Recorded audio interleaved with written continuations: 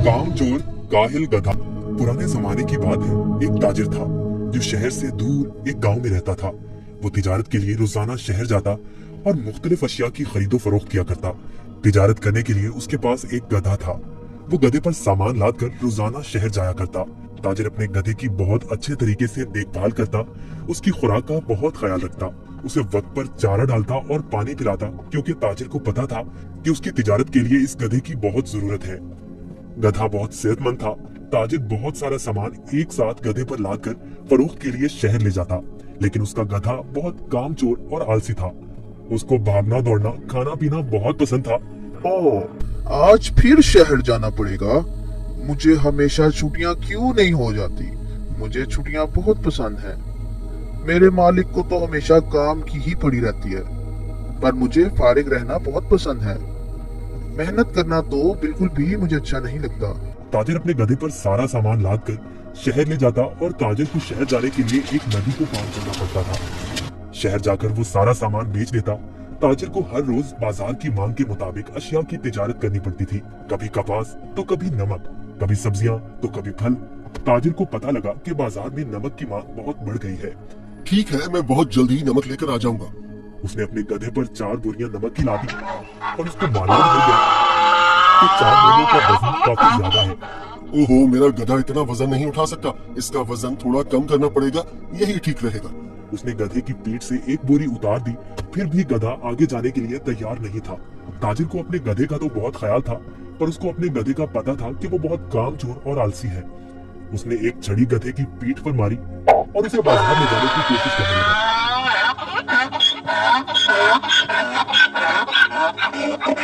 चलो, मुझे पता है तुम बहुत आलसी हो। तुम्हें शहर जाना बहुत जरूरी है, क्योंकि बाजार में इस वक्त नमक की बहुत मांग है।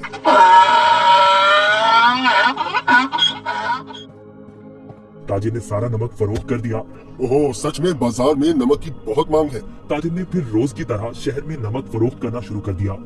गधे पर कभी 3 तो कभी 4 बोरियां लाद कर बाजार जाना पड़ता था, जिसकी वजह से गधा नाखुश था। पर वापसी पर गधा बिल्कुल खाली आता और बहुत खुश होता। रोज की तरह ताजिर ने फिर से 4 बोरी गधे की पीठ पर लादी और शहर की तरफ निकल पड़ा।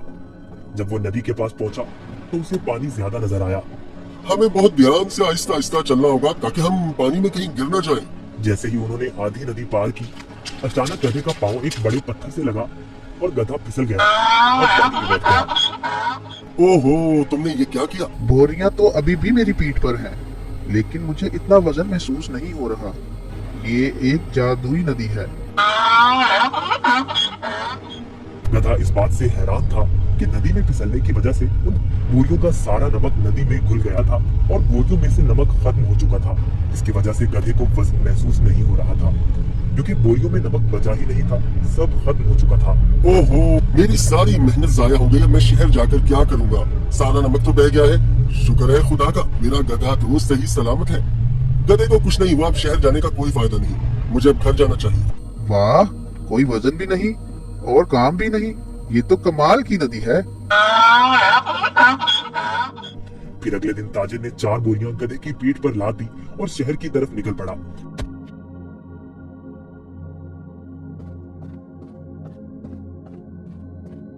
आहा, कल का दिन कितना अच्छा था। कोई काम भी नहीं करना पड़ा था। आज मुझे फिर काम करना पड़ रहा है। ठीक है, आज फिर से मैं आलसीपन दिखाता हूँ और अपना वजन कम करता हूँ। फिर तो मैं नदी से ही घर वापस जा सकता हूँ, कल की तरह। वो एक जादुई नदी है जो मेरा वजन कम कर देती है। वो कल की तरह आज भी मेरी मदद करेगी। ताजिर उस दिन गधे की चालाकी से बिल्कुल बेखबर था। रोज की तरह ताजिर अपने गधे के साथ इस नदी के पास पहुंचा तो गधा ताजिर से पहले ही इस नदी की तरफ जाने लगा। ताजिर ने उसे रोका। रुको रुको। गधा फिर से नदी में फिसल गया, जहाँ वो पहली बार फिसला था। ओहो, तुमने क्या किया? गधे, जल्दी से बाहर आओ। लेकिन बहुत देर हो चुकी थी। बोरियों का सारा नमक नदी में घुल गया। गधे को अब कोई वजन महसूस नहीं हो रहा था। वाह, ये हुई ना बात। कोई वजन भी नहीं और काम भी नहीं। ये दोबारा कैसे? जरा सोचता हूँ, ये जानबूझकर मेरे साथ कहीं चालाकी तो नहीं कर रहा। ओ काहिल गधे, मैंने तुम्हारा इतना ख्याल रखा और तुमने मेरे साथ क्या किया?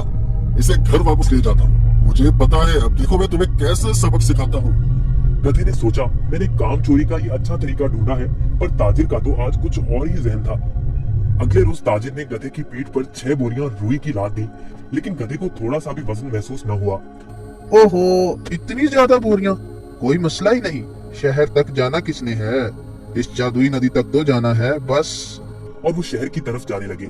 जब वो नदी के पास पहुंचे तो अचानक से गधा नदी पार करने लगा और उसी जगह पर फिसला जहां वो पहले फिसलता था। ताजिर बाहर खड़ा होकर ये सब मंजर देख रहा था। ओहो, ये मेरी पीठ पर इतना वजन कहाँ से आ गया?